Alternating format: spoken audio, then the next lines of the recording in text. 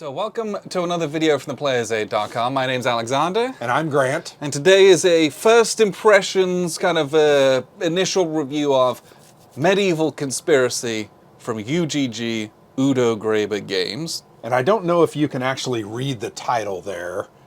The script used, very challenging, to say the least. A lot of choices Were made. production-wise were very challenging. And I think that choices were made, and then immediately there was regret, and there was blowback, and they immediately put out a new PDF of the rules in basic form. So, this is a 1 to 6 player game. You'll want to play it with lots of players, though. We played it at 4 players for the very first time at WBC in 2025. I think that 4 to 6 player range is the sweet spot. Yep. 3 to 4 probably have a little shorter game. You don't want to play it less. And we played it 4 player. Yes. And I felt like that was actually its sweet spot. I would love to do 5 or 6. I think I'd like to do I would. to see, yeah. I just feel like while we were too spread out, that was my one concern with just 6, 4 of us. yeah. With 6, you're going to be on top of each other, which I think brings a different level to the game. But I think that's going to make it a very long game. 5 or 6 players is going to make this, I think, a 4 to 5 hour game. Yes, but I don't think it will in the sense that there's more of you, but the length of the deck is no longer. So you're actually going to go through it quicker. Okay, sure. So I don't... I didn't think about that. But that's why I want to play it again with more players to figure that out. To experience that. Is the downtime too much? Does it lengthen it? Does it do you feel like you don't have enough to do? But that's the joy of this, and that's why we can call it the first impressions, because this will definitely hit the table again. Well, it's one of those games that I think you need to play twice. Just the first time is literally just to get the concepts. Yeah. And then the second time, I think, would be much, much better. So playing it with the same group is going to be hard for us because we played with Larry and then another guy that I... No, but having played it now once, I feel much more confident about teaching it. This is one of the worst. Yeah. I don't even know how they came up with this. So I want to just hold this up so that you can see what kind of a game it is and also the graphic design choices that they made. It's very hard to hold this thing up. It's not quite a dudes on a map game, but it's basically Germany in medieval times, or the German speaking, and then just like it's divided up into all these different regions, which are called fiefdoms, and there's profane fiefdoms, and then there's religious fiefdoms, and all sorts of stuff going on, and then there's all these red roads, and you're building trade networks between fiefdoms that you control, and it's a case of trying to spread your influence, build a big empire, a little bit civ buildery. Yep. But you're trying to do that all in the hopes that you can get the electorates under your control. If you become the electors, which are the red areas, and I think there's 1, 2, 3, 4. 4, 1, 2, 3. Oh yeah, this one. Sorry, the color. Yeah, it's hard. The colors that there's 1, 2, 3, 4, 5, 6. 6. I feel like there were 6. This little guy yes. Here. Hilariously terrible graphic design in a lot of areas. Well, it was, as you mentioned at the beginning, it was a choice. Someone made a choice about the way that they did this, and I think this could be redone in a new edition, and I think it would be much more well received. And this particular game is from 2015. So it's only 10 years ago. I would have expected a bit better from 2015. I would agree with that. So, but basically you're trying to get the electorates on top of your fiefdoms and stuff. Because the electorates, if you can win enough of those and have a majority of those, you will either depose or become the Holy Roman Emperor. You win the game. Real simple. That's pretty much what you're going. That's what you're doing. It's an area control game, but it's not dudes on a map. That's the big distinction here. And that's what. Well, there are dudes on the map, but it's not about being a dudes on a map game. But that's what is really cool about this game. What makes it stand out. A lot of other games, dudes on a map or trying to do all these other things. This is a game where you control an area by having your lord there. He is literally the lord of this fiefdom, or he's the bishop of this religious bishopric fiefdom. Yep. And as such, you control it, and you can put armies there. You can build armies there. You can move guys around. If it's a bishopric, they can house relics. All of those things help you win the game and do things for you. Which gain VP for you and improve your economy. Or help you get the religious master type stuff, right? Those things all have effects. But the actual control is because you have a lord there. How did you get your lord there? Great question. You got dealt a card at setup that gave it to you. Great. How do you keep it? There are 7. Yes. 7. We said 6 or 5, but... But effectively what this game is trying to continue to put children into religious education and civic education. In essence, building a line of succession. Yes. Where your heirs become the important players in the principalities to gain you the electors that you need to become the emperor. Yes. And that's in essence what it is. Yeah, and there's like 2 aspects to that. You can't take a new area unless you have someone to put in there. And if it's a profane area, you need a profane child to put out. If it's a religious area or bishopric, you need a scholarly or religious studies guy to put out. I think that's fascinating, right? It's so cool. To me, I don't know a ton about medieval Germany during this period, the HR. I mean, I know a little bit. Weirdly, I just read a book about it, so I do know quite a lot about it. And I think reading that book gave me a much greater understanding of these concepts and of the importance of why everything was the way it was, which is really cool. But I do think that concept of building your line of succession is just so central to the game. It is the game. Because not only... So, to take a new area, you must have that type of guy. But also, what will happen an umpteen amount of times in this game is your lord will die. Yeah. And, I control whatever in Salzburg. If your guy dies, my child, he takes it over. If you don't have a child... If you don't have someone... It goes up in the air and someone else can get it. And then all the other players who are near it are like, oh, it's mine. Oh, it's mine. Don't you have to pay like a ton? It was like 500? That for the electorates, it's very expensive. Okay. For the regular ones, you just have an auction. Yeah. It goes to the highest bidder who's going to bribe the emperor, basically. And in that case, the rich get richer. Yes. Because I felt like in our game, that was definitely the case. Without question, that is the case. Me and the guy, what was that guy's name? I can't remember. It was Bryce? Yes, it was Bryce. Okay. Me and him were the ones who had generated enough economy to get a ton of money. I felt like I had more money than I knew what to do with. Yes. So I was able to spread out, control some principalities, and start getting in the game. And it was really cool seeing kind of that come to fruition.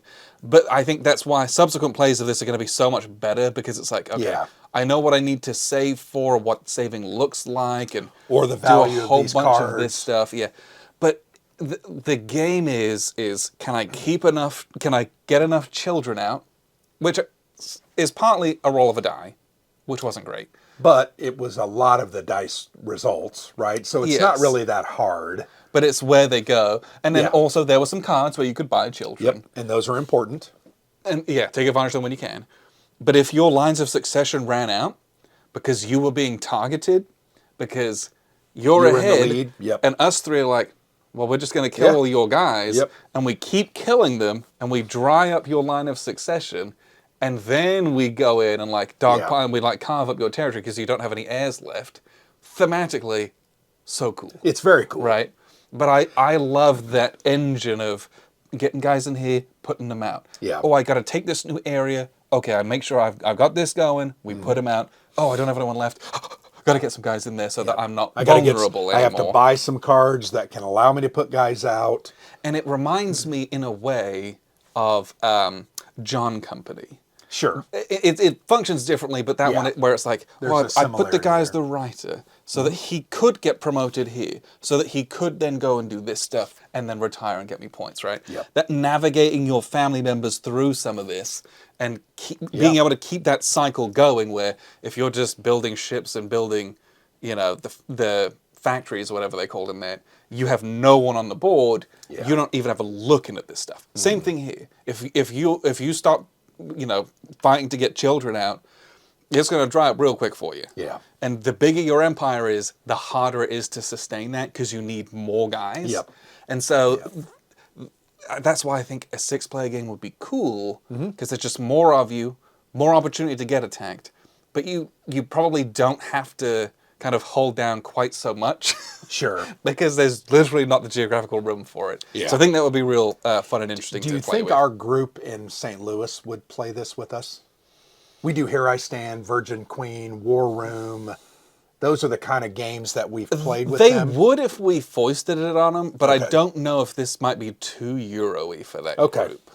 It's good.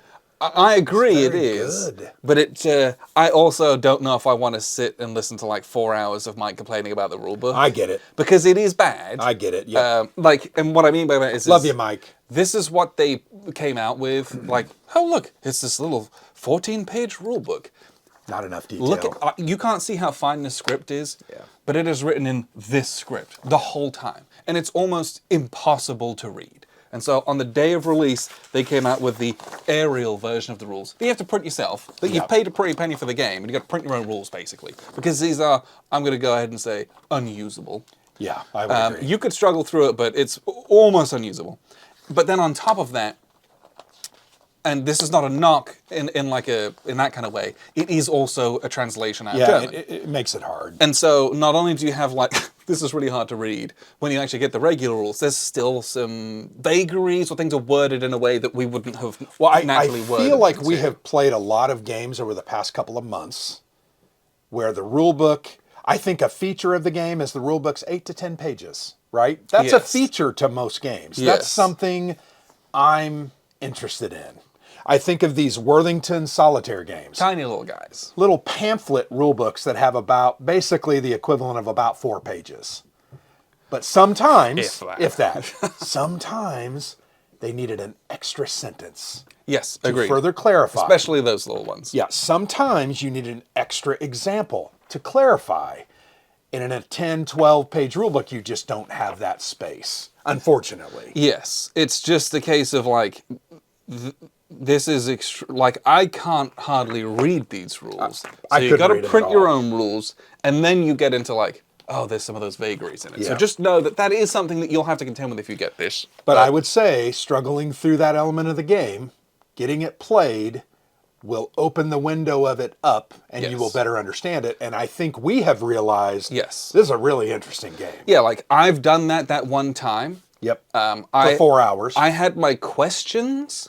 I know the answers to those questions now, and there's one little section that I just need to reread because I know how it plays, and so I know what the rules are supposed to say. And now it's a case of just solidifying that so that I could now teach this pretty easily. Yeah. I would not give the rules to everyone because that will present more questions.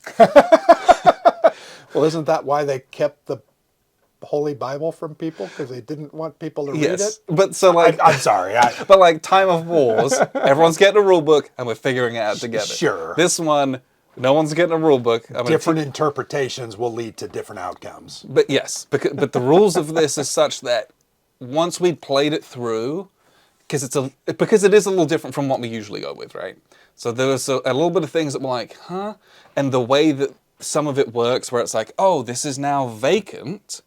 Mm-hmm. Everyone can bid on it. Yeah. But you can only bid on it under certain circumstances for certain types of fiefdoms. Yeah. And you have to have children to bid on them. Yeah. So and if you lose that bid, as long as you were in on that bid, you could just start a war against them because you didn't win. Yeah. Only if you have an army next to it. So there's all these different layers and stuff that once you get into it, make a whole lot of sense, especially for the time period. But if you just reading the rules, just straight through before I set it up was huh? Yikes! Yeah. What do we? It felt very esoteric. It was a lot going on. But having played it, put it all on the table, we did it all, butchered our way through the first turn or two, and the last few turns. I think we did it right. And it was fascinating. Yeah, it was very interesting. There was a lot of cool stuff. I felt like the game opened up and we all started to glimpse what it was and understood, oh, I got to do this. One of the parts, there's two parts that I very much enjoyed. The bidding for, and I can't remember the name of these. These are... they're like action cards or something like that. Yeah, they're just like cool little events that... Event cards, yeah. Do things like give you children or give you a free night. Nights are harder to come by. Or you can move an army or do...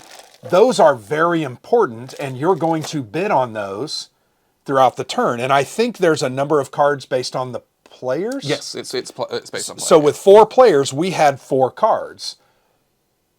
And if you have all the money, you might win 2 or 3 of those. But I love the concept of bidding against everyone for those. Any game that has biddings or auctions of any kind of type in it, I'm usually interested in that especially, because I think that's such a fun mechanic. Well, and it's the concept of I really want that card, number 1, or number 2, I don't want you to have that card, or number 3, I'm trying to drive the price up artificially, even though I really don't want the card. And the reality is you kind of know when someone really wants the card.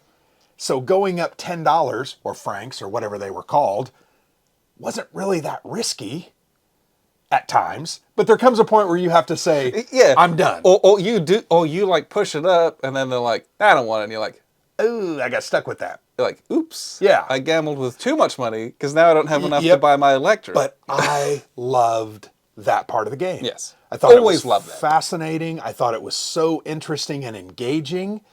It really made us focus on the current status of the game, where we were, the goals that we had, what we could potentially do based on what was showing from the deck. I love games like that. Yes. And any game that has any amount of bidding and stuff like that, I love it. I think of a game like Cyclades from Madagot Editions. I think it's Madago Editions.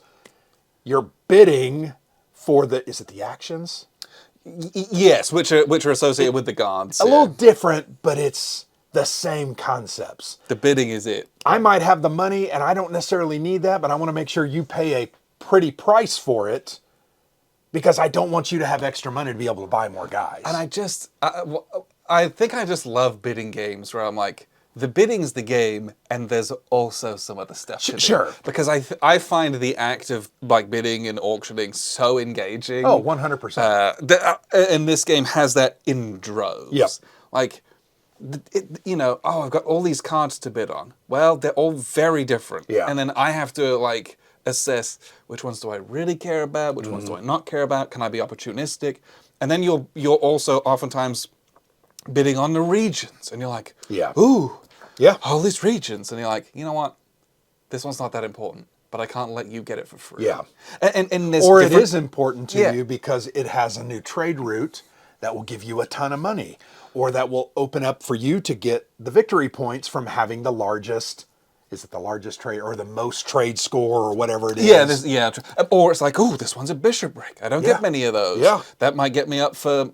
faith. I need more bishoprics to store more relics to go up on the... because I'm maxed out on those.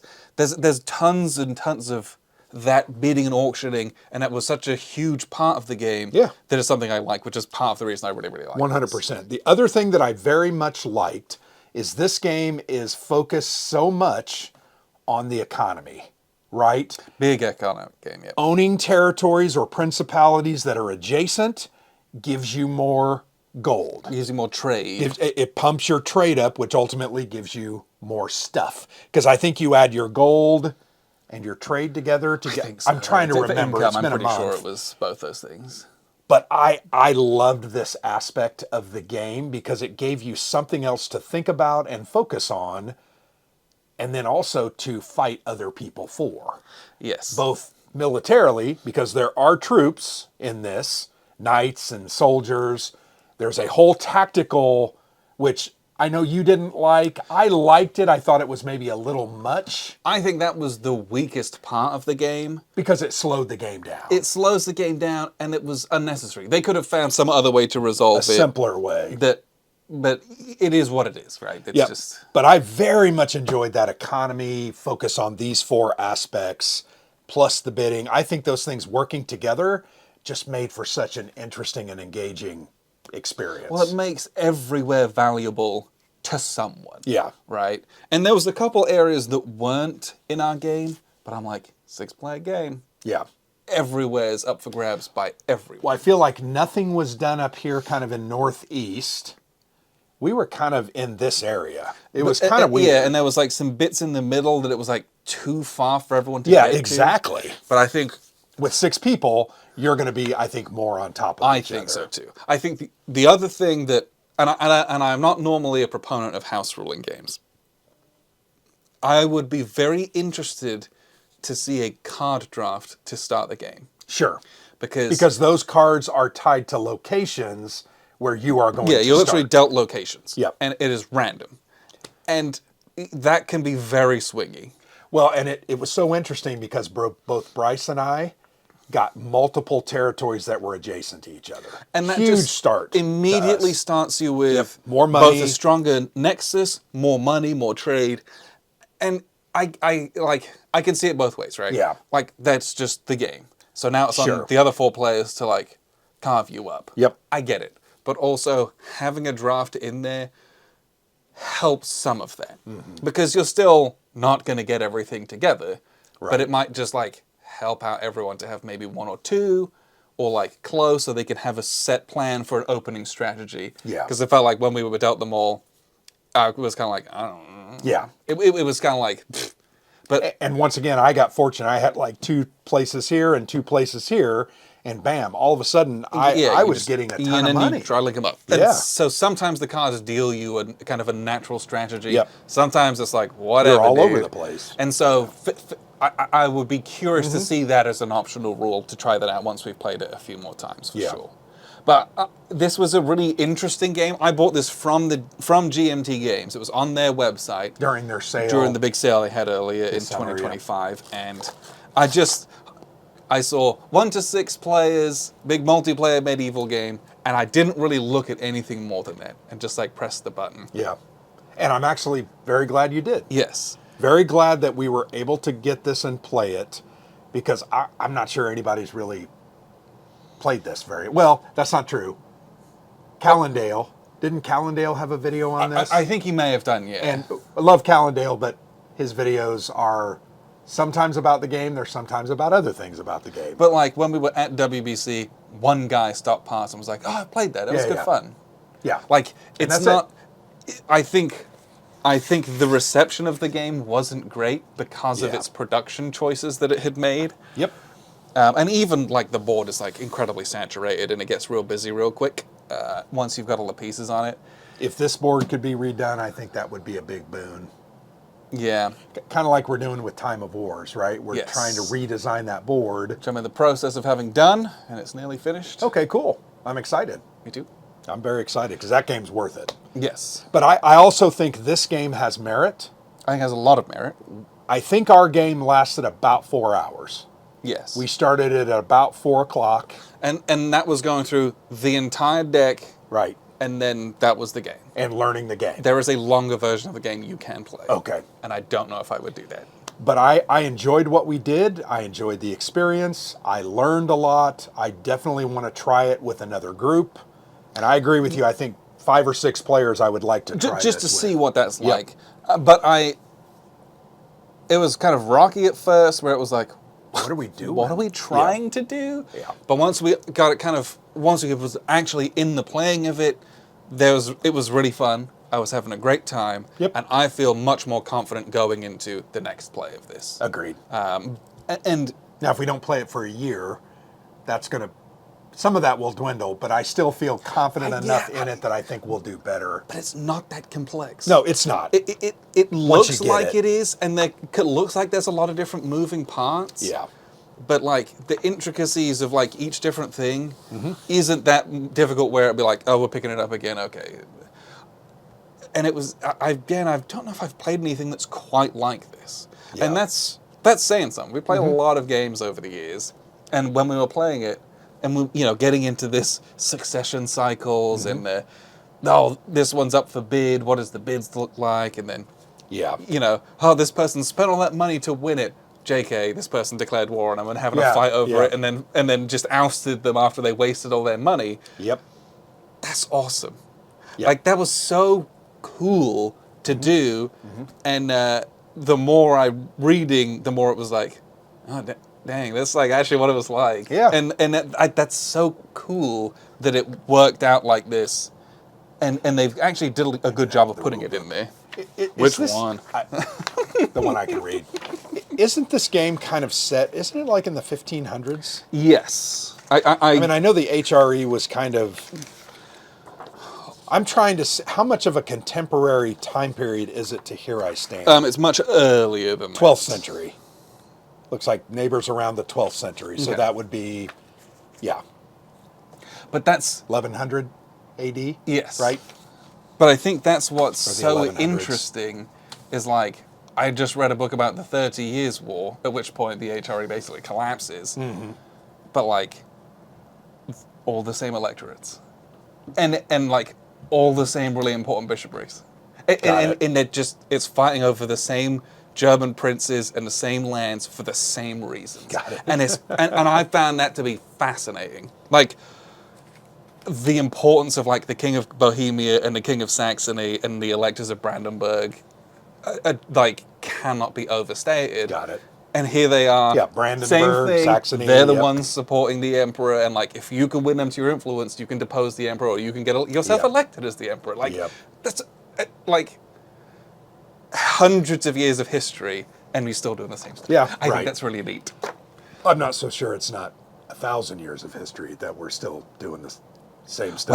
Well, the German princes don't exist anymore. Well, no, it was really, really fun once we got there. And I think for people, it's worth the investment, but know that it is an investment in like the Yeah. brain power to like learn it and print the rules and like kind of go with it. And it also does not come intuitively, I don't think. You have to work at it. No, yeah, that's gonna a have very to- fair statement. You're going to have to get into it, move some stuff around, Make mistakes. do some stuff making mistakes, or you're not going to learn it. And I Yes. think sometimes people are very afraid of that.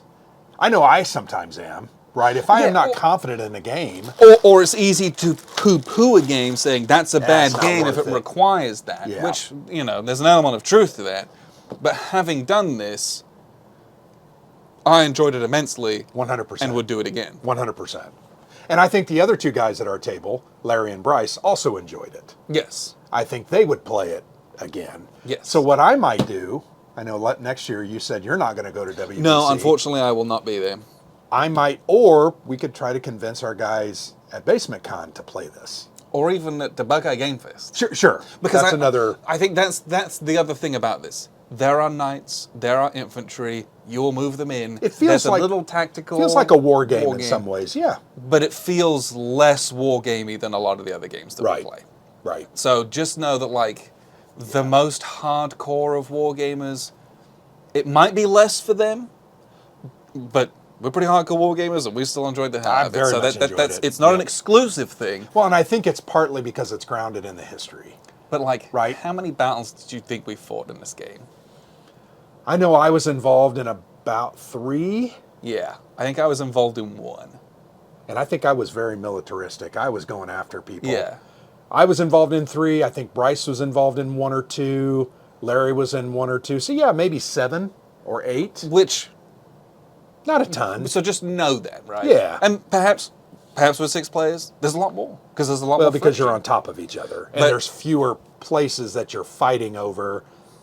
They're scarce, so you've got to fight a little bit. Yeah, but but you also have to spread your forces out more, so lots of small battles might occur more often. Because you can't get a ton of forces. It's very hard. But I think that They're just expensive. I think it was Yeah. probably like 70-30 area control versus Negotiation. war Yeah, stuff. agreed. Is what I would say is kind of the balance. That's very But still, loose. I had a good time with it. I very much enjoyed what it did, and I want to play it again. Yes, absolutely. And that should say a lot about a 4-hour game that had bad rules yeah. and bad graphics. Medieval Conspiracy from UGG. Check this out if you're interested.